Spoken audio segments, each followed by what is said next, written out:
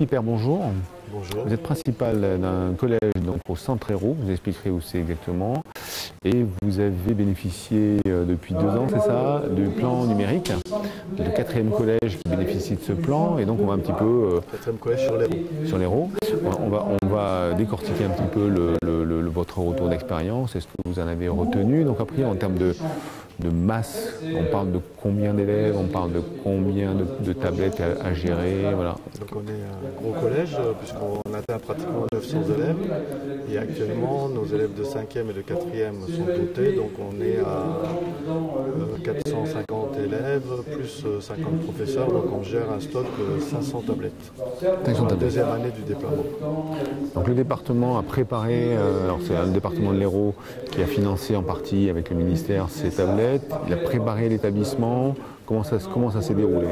Alors, le département nous a accompagnés sur la livraison des tablettes.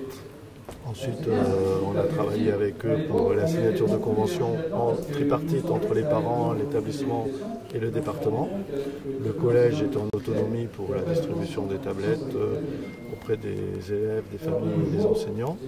Et donc on a eu une aide logistique du département. Après, pour la pédagogie, on s'appuie plus sur la DAN, c'est-à-dire l'éducation nationale.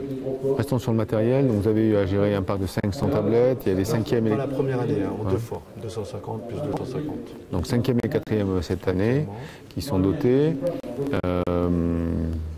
Problème, bénéfice de tout ça? Le bénéfice, j'espère qu'il est là, c'est-à-dire 500 élèves qui bénéficient du prêt d'une tablette chez eux et au collège, puisqu'ils la gardent. Donc j'espère qu'il y a du bénéfice. Ça aide à la rupture numérique dont on parle souvent, surtout dans une région assez paupérisée. Bon, après, les problématiques, elles sont quand même importantes parce qu'il y a des problématiques de logistique sur la gestion des tablettes, services après-vente, réparation, etc. Et puis après, des problématiques pédagogiques pour l'installation des tablettes sur le réseau. En tant que chef d'établissement, vous avez eu à gérer quelque chose de nouveau. Parce que gérer ce genre de choses, c'est quand même pas simple. Oui, totalement nouveau. Et c'est sûr qu'il y a 2 ans, j'étais enthousiaste quand j'ai su qu'on avait été retenu. Rétrospectivement, je continue à être satisfait de gérer ce nouvel outil. Et je n'avais pas mesuré la charge de travail supplémentaire que ça allait poser. Alors vous n'êtes pas sur de l'expérimentation avec une vingtaine de petites tablettes qu'on balade dans certaines classes, classes mobiles ou autres.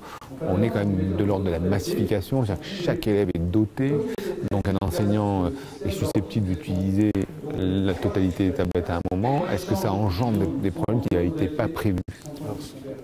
Alors, la principale difficulté qu'on n'avait pas prévue, c'est que les tablettes, ça c'est le choix du département, sont sous environnement Windows 10 et donc font des mises à jour régulières.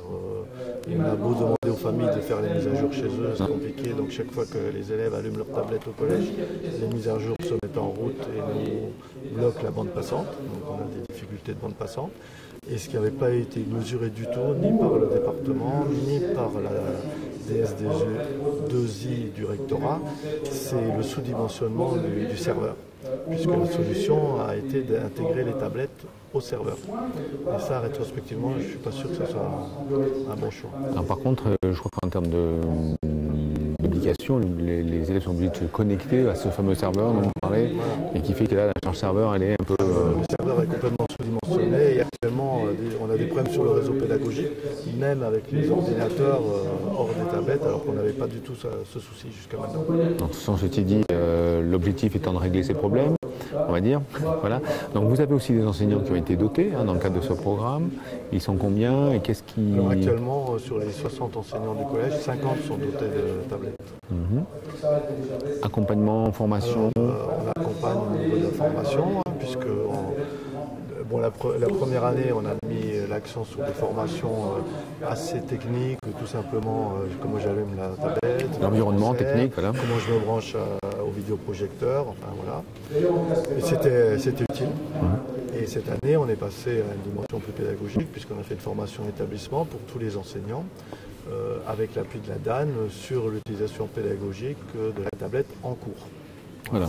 Petit recul de 2 ans, c'est pas une généralisation, je suppose. Je suppose que c'est pas une généralisation, donc il y a des enseignants qui utilisent, d'autres qui ne l'utilisent pas. Qu'est-ce que vous avez constaté? Il n'y a pas un emploi massif de la tablette en cours et c'est très variable d'un enseignant à l'autre. On a des enseignants, on va dire, on va parler de 3 tiers. Un tiers des enseignants qui se sont emparés de l'outil et qui cherchent à évoluer, un tiers qui sont à minima avec quelques utilisations et un tiers qui font comme si les élèves n'avaient pas de tablette. Voilà. D'accord. Mais c'est pas statistique, hein. C'est à la louche. C'est à la louche, le ressenti que j'ai. Est-ce que vous pensez que ça va progresser, ce genre de choses, avec l'accompagnement qui est fait par la DAN ou pas? Oui, je pense que ça va progresser. Si le plan perdure, hein, puisqu'il y a des incertitudes sur le prolongement du plan, mais si le plan perdure, je suis assez optimiste sur l'effet mobilisateur que les élèves vont entraîner, parce que les élèves prennent goût à certaines utilisations et sollicitent eux-mêmes les enseignants en leur rappelant que l'an passé ils ont fait telle et telle chose et qu'ils aimeraient bien continuer, notamment dans les langues. D'accord. Ils sont en demande, donc les élèves sont en demande. Je pense que les élèves sont en demande et vont être des moteurs auprès des enseignants. Alors, vous disiez que les élèves utilisent leur tablette à la maison, oui. Entendu. Ils l'utilisent dans l'établissement, en classe, quand l'enseignant le demande. Est-ce qu'ils l'utilisent, je sais pas, dans des salles de permanence, dans la cour, etc. Ils ont le droit d'utiliser n'importe quand. Est-ce que vous avez prévu une sorte de connexion campus où chaque élève peut se connecter quand il le souhaite ou pas? Alors, le collège est équipé de Wi-Fi dans tous les lieux du collège, c'est-à-dire les élèves en permanence, les élèves au CDI, les élèves dans des salles dédiées peuvent à tout moment se connecter par le Wi-Fi à Internet avec leur tablette. Et en salle de permanence, on voit beaucoup d'élèves sortir la tablette. Alors c'est pas une question piège, mais il est prévu dans quelques mois peut-être certainement l'interdiction des smartphones à l'école. Et donc on a des élèves qui vont utiliser des tablettes légales entre guillemets à côté de... Alors la loi n'est pas votée, donc pour l'instant la loi n'est pas votée. Nous faisons partie des collèges qui autorisons le smartphone en dehors des heures de cours, pendant les pauses et dans les espaces non couverts. Voilà, c'est notre règlement intérieur. Ce qui fait que quand un enseignant demande l'utilisation d'un smartphone, les élèves en sont dotés et ne protestent pas. Si la loi dont on nous parle était votée, nous serions obligés de changer notre règlement intérieur. Effectivement, il y aurait un paradoxe parce qu'on leur demanderait de ranger le smartphone, mais de le sortir à certains moments. À nous de gérer ces contradictions sur lesquelles vous avez mis le doigt. Entendu. Merci beaucoup. C'est moi.